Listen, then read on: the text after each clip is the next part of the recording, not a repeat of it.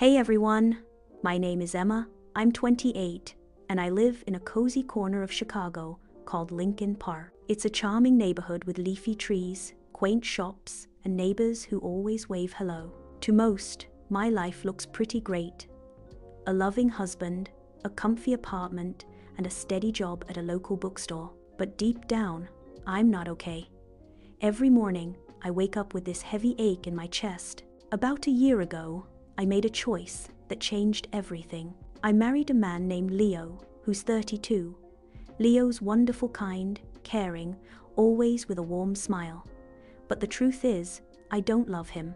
I married him not out of love, but out of pain and anger, trying to erase the memory of my ex, Alex, who shattered my heart. I thought saying yes to Leo would fix me, that love might grow over time.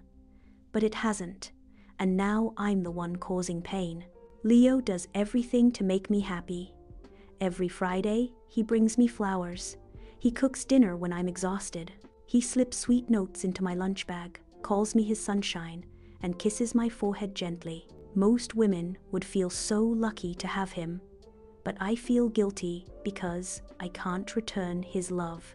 One evening, we sat on our balcony under a starry sky, the air soft and warm. Leo looked at me and said, "Emma, I know you don't love me yet, but I believe you will someday. I'll wait. My love is enough for both of us." His words hit me hard. He was so hopeful, but I felt empty, like I was living a lie. I smiled when I didn't mean it, said thank you when I felt nothing. It was like I was stuck in someone else's life. My mom once said, "Emma, love can grow with time. Marriage isn't just about passion, it's about kindness, respect, and patience." I tried to hold on to her words, to be patient, but each day I felt more like a stranger in my own story. One Friday, Leo planned a special dinner. He made my favorite chicken pasta with garlic bread-lit candles, played soft music, and wore that blue shirt I always liked. "This is for you, Emma," he said. "You're my world." I forced a smile and mumbled, "Thank you." But I couldn't taste the food or feel the music. I was just acting, not living. After dinner, Leo suggested a walk. We went to the park near our apartment, where he'd proposed under an old oak tree a year ago. He smiled and said, "Remember this spot? I promise to love you forever." I looked at the tree, then at him, wanting to scream, "I don't love you, Leo," but I stayed silent, not wanting to break his heart. He looked so happy, and I felt like the worst person. That night, I lay awake, staring at the ceiling, questioning my choices. Will I ever feel happy again? I wondered. The next morning, my best friend Nina called. "Emma, you sound drained. Are you okay?" I couldn't pretend with her. "I don't love Leo," I whispered. "I married him to forget Alex, but now I feel trapped." Nina was quiet, then said, "Maybe you need some time apart to figure out what your heart wants." I shook my head. "It's not about time, Nina. My heart doesn't feel anything for him." Later, I sat with Leo on the couch, trying to speak. "Leo, I need to talk," but he cut me off. "I know what you're going to say, Emma. Please don't give up on us yet. I believe we can make this work." His hope made me feel worse. I couldn't keep breaking his heart, but I also couldn't give him the love he deserved. One Sunday, Leo asked something that stunned me. "Emma, do you want to have a baby? It could bring us closer." I froze. The thought of a child with someone I didn't love terrified me. "I'm not ready," I said softly, looking at my hands. He nodded, hurt but not pushing. His kindness made me feel even worse. That night, I wrote in my journal, "I'm drowning in this marriage. Leo's a good man, but I can't be the wife he needs. I want to leave, but I'm scared. What will people say? Will they call me selfish for not trying harder?" One evening, I packed a small bag, ready to leave. I watched Leo sleep, so peaceful, so content. I stood at the door, bag in hand, but I couldn't go through with it.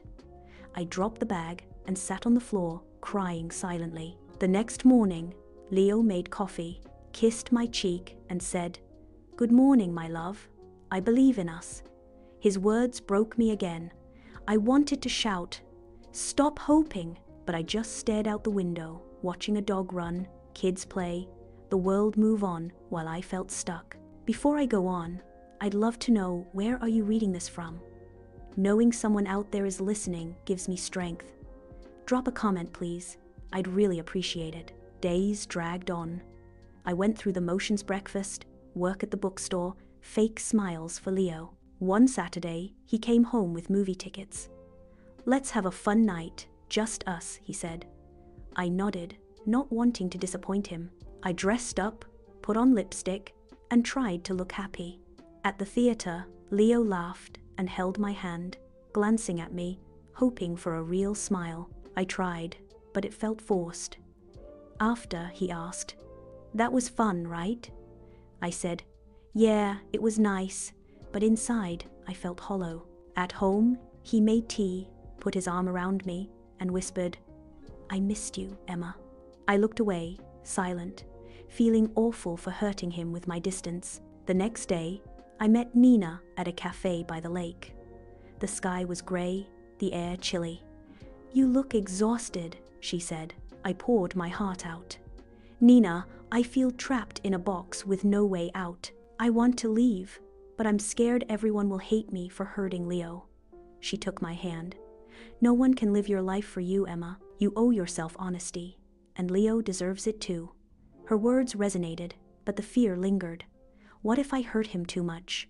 What if I regret it? That night, I sat by the window, watching the quiet street.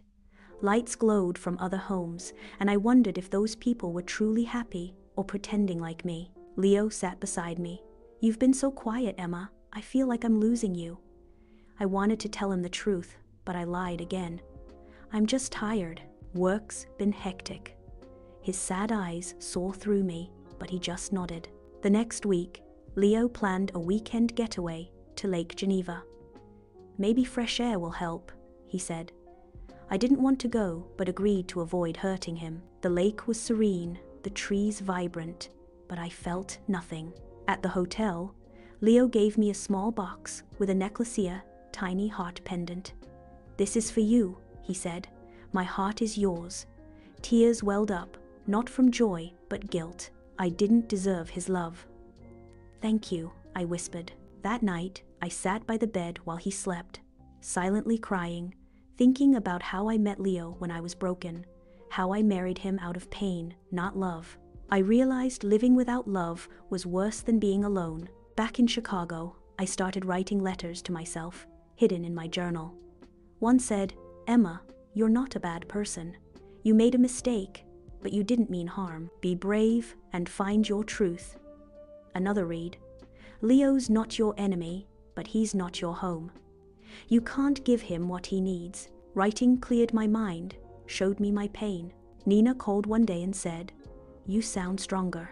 I told her, "I'm thinking of telling Leo the truth. He deserves it."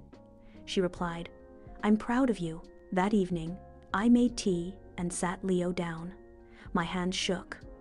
"Leo, I need to tell you something." He looked at me, calm but nervous. "Okay," he said. I took a deep breath. "Leo, I care about you. You're an amazing man, but I don't love you. I never did. I married you because I was hurting, thinking love would come later. It didn't." He was silent, his eyes glistening. "I knew, Emma," he said softly. "I saw it in your eyes, but I didn't want to believe it." Tears streamed down my face. "I'm so sorry. I never wanted to hurt you." He nodded. "I love you, Emma, but I can't keep you if your heart's not here. I can't be the only one trying." His kindness, even in pain, broke me. We sat in silence, a deep, honest sadness between us. That night, I slept on the couch, whispering to myself, I told the truth. I finally did it. I didn't know what was next, but I felt lighter, like I could breathe again. The next few days were quiet. Leo and I shared the apartment, but barely spoke. I moved to the guest room. He slept alone. He still left coffee for me in the morning, but the notes stopped, the smiles faded. At the bookstore, I kept busy helping customers, shelving books, but my mind was on the future. Nina visited me at work one day, hugged me, and asked, "How are you holding up?" "It's hard," I said, "but I feel more honest now." She smiled. "What's next?" "I think I need to leave," I replied. "It's time." That evening, I told Leo I was moving out. He wasn't surprised. "Do you have a place?" he asked.